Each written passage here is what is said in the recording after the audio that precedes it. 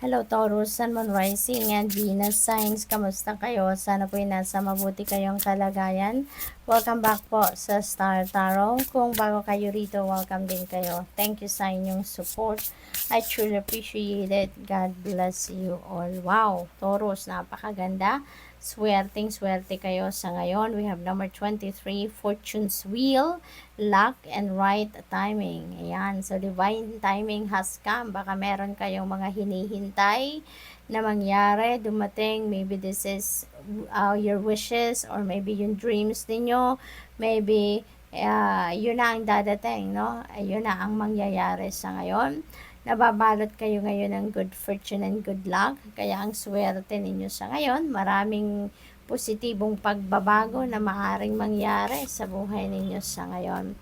We have number 37, confidence in your magic. Ayan. So, parang this is the magician energy na be confident in your magic. Be confident in your capabilities. Kasi, panahon na, no? Parang this is manifestation time period para sa inyo, Taurus. Kaya pagtiwala kayo sa inyong kakayanan, magtiwala kayo sa inyong mga plano, and higit sa lahat, magtiwala kayo sa divine plan, ano? Because merong right timing, so maybe now is the perfect timing na to roll out your plans, no?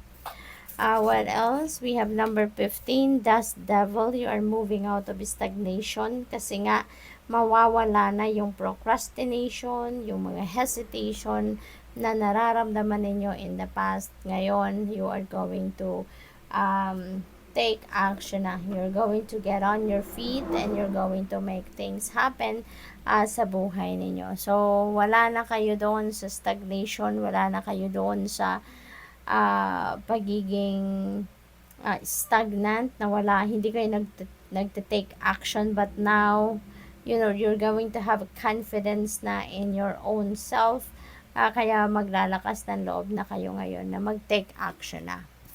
What else? We have number 39, Me Talks, repairing the body, mind, and spirit.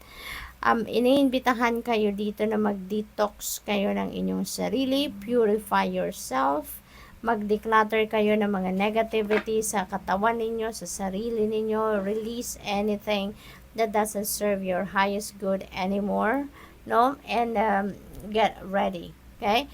Parang inimbitahan kayo dito na linisin ninyo, tanggalin na ninyo yung mga nagpapabigat sa buhay ninyo so that you will be ready, no? As you take action towards the realization of your dreams and your goals, para magaan na ang pakiramdam ninyo, magaan na yung isip at ang damdamin ninyo, and you can concentrate dito sa mission ninyo sa ngayon, okay? What else? We have number 63, Winter's Dream Gestation Period. Maaaring ito yung inaalagaan ninyong plano, no? Maybe you've been nurturing and cultivating that dream or that plan or that yung goal ninyo na yan, ano? Maaaring in the past, maaaring nag-research na kayo, pinag-aralan nyo ng mabuti, maybe you were just waiting for the right timing para isakatuparan ninyo yan, and the timing is now, okay? The perfect timing is now.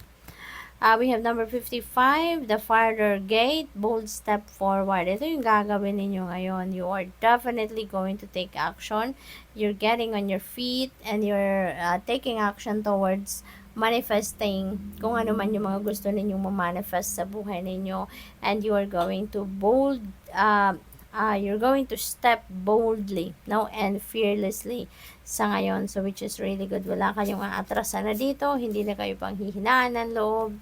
We have number 45, repairing the veil, forgiveness. Ayan, so napakaganda rin ito kasi meron ng pagpapatawad, no, na magaganap dito. So maybe that is part of repairing, no, the body, mind, and spirit ninyo.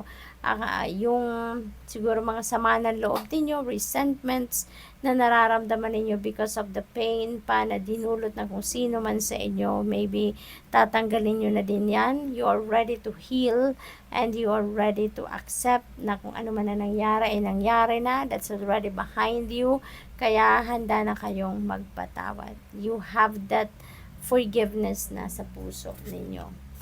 We have adaptability. Ayan.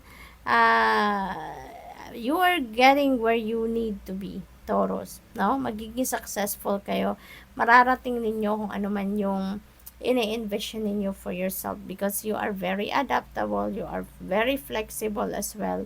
So, yung parang kahit anumang sitwasyon ang dumating sa buhay ninyo, you can adapt to it easily. No? Yung hindi kayo mamumroblema, parang hindi kayo magko-complain, hindi kayo magwo-whine, kasi kayang-kaya ninyong lagpasan ang kung ano man ang obstacle na yan. You have that confidence in you, no? Na alam ninyong hindi yan magtatagal, kung ano man ang problema, alam ninyong masusolusyonan ninyo. So that's really beautiful. We have number 57, revelation. Ayan, so there could be a secret that is coming to light sa ngayon. Maaring merong revelasyon dito na magaganap. Ano, may mga bagay na hindi ninyo alam in the past na maaring malalaman ninyo sa ngayon. Maaring merong mga katotohanan na baka kayong magre-reveal nito, you're going to share it with the world or with the people around you, or kayo yung makakatanggap, no, ng balitang ito. Possible din, since this is unmarked trail, possibly din na yung path na tatahakin ninyo sa ngayon, no, sa kabila ng gate na to, maaaring kung ano man ang path na pupuntahan ninyo dito, maybe that is going to be revealed to you by the universe. Kaya kailangan na makinig kayo sa inyong intuition, kailangan na sundin ninyo kung anong bulong sa inyo ng intuition ninyo, because the path, no, the right path is being revealed to you para alam mong you are on the right direction. Okay, so good luck. Thank you for watching. Love and light. Namaste.